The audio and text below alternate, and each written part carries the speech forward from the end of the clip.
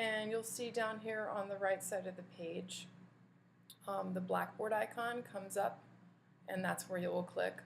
But I'm going to go backwards because I'm faculty, and that's where I'm going to click.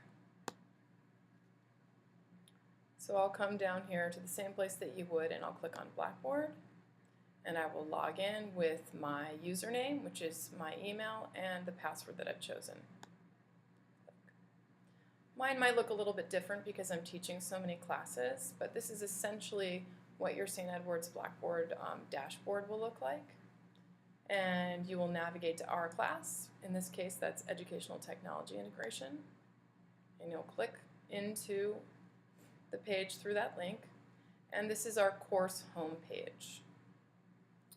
Here you'll find announcements. And that's pretty much the most important part of the home page. Then we use this navigation bar over here on the left to find all the different sections of our course page. So here's our course home page where we are. If you want to see who I am, you can navigate to who is Dr. Johnson, a little picture, and my contacts. If you're curious about the syllabus and any updates, you can click on the syllabus link and download it right here. I won't do that right now since we handed it out recently.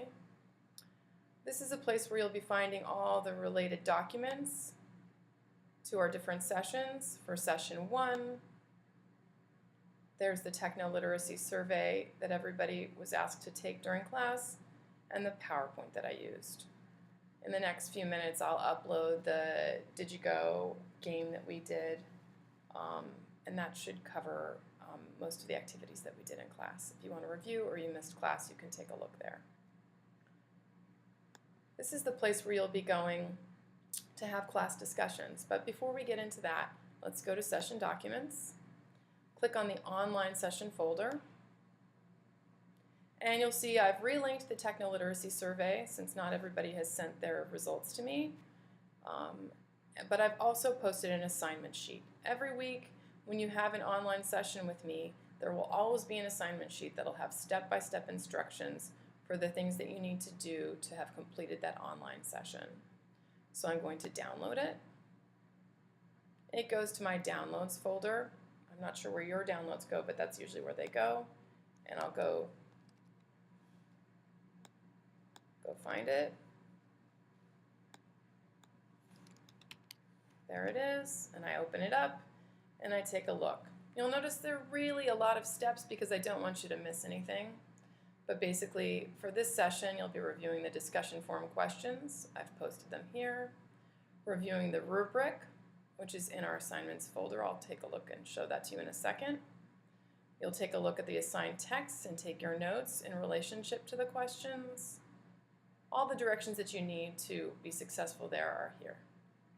Each week there will be one of those assignment sheets. So assuming I have looked at the discussion questions, done the reading, taken my notes, and I'm ready to start to log into the discussion forum and participate, I'm going to click Discussions here on the left side of the page, and it takes me into our discussion page section of the course page. And here on the discussion board, you'll see I have FAQ. This is where I'm going to post this video.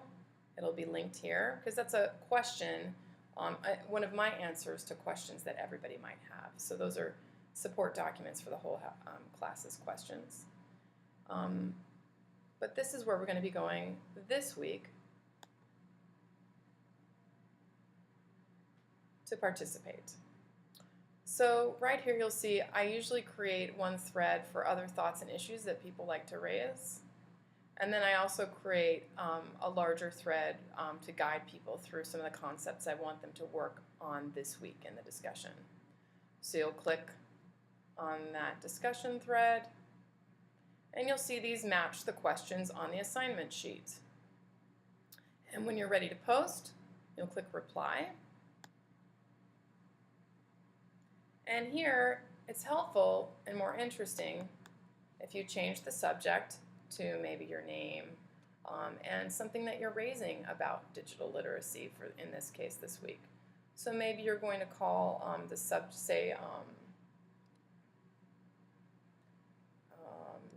I think G talks a lot about discourse. So maybe you're going to call it discourses.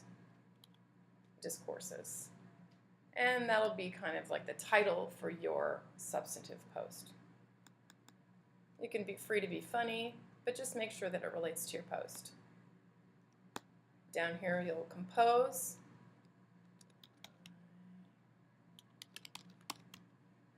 And you can either save it by clicking on Save Draft and come back to it, in which case it hasn't posted yet.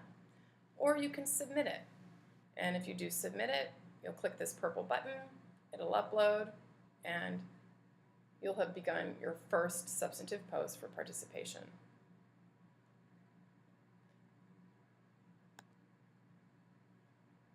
I'm going to cancel because I'm not going to post right now, since this is just a demo. Now, you can go and read what others have posted. Right now, nobody's posted yet because we haven't started our session yet. And when you read their threads, which will likely come up following this one, when you're ready to reply to someone, you just click Reply. Make sure to make the title something interesting and related to what they were talking about, but also a title that encapsulates what you're going to raise. And same thing, you can save the draft or submit. I'm going to cancel. Remember, it's the internet and it's Blackboard. You can't break it. Sometimes in the first few weeks people post things a couple of times by accident. None of that stuff is going to make or break anything. So let's take a look at the rubric for discussion, and then we'll be pretty done for this week. You'll go to Assignments. And what I'm realizing now is that the rubric is actually not coming up. So let's take a look at it in another place. It should be here in Discussions.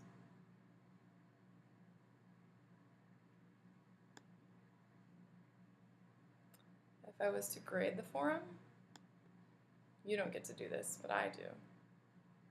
Here is my list of everybody. And if I hit grade, actually, you're going to see, it's not, let's view the rubric.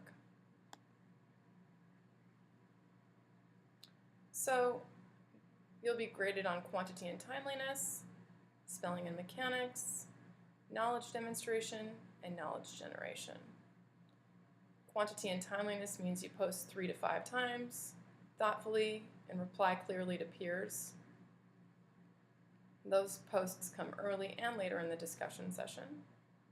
Spelling and mechanics, pretty self-explanatory, but make sure you edit your work for grammar and spelling and punctuation. Knowledge demonstration and knowledge generation are pretty substantial, 30% each. And there you're going to really want to make sure that your posts are showing that you did the reading, showing that you're applying it to the concepts that we're talking about, to life, to other texts, to work in classrooms. You can weave in outside resources from beyond the course. Knowledge generation is a little different. This shows that you're being responsive to other people's posts, that you're asking people and the professor questions, and that you're bringing up you're linking multiple ideas together perhaps, really working to deepen our conversation. That's part of being a participant. So I'm going to exit here. You'll be able to see that rubric anytime. I'm going to post it here in Assignments, and I'll make sure I link it as well. I believe I passed it out in class. If you have any questions, feel free to give me a call, send me an email, or come visit me online. Or wait until after class or before class in our next session. Talk to you soon.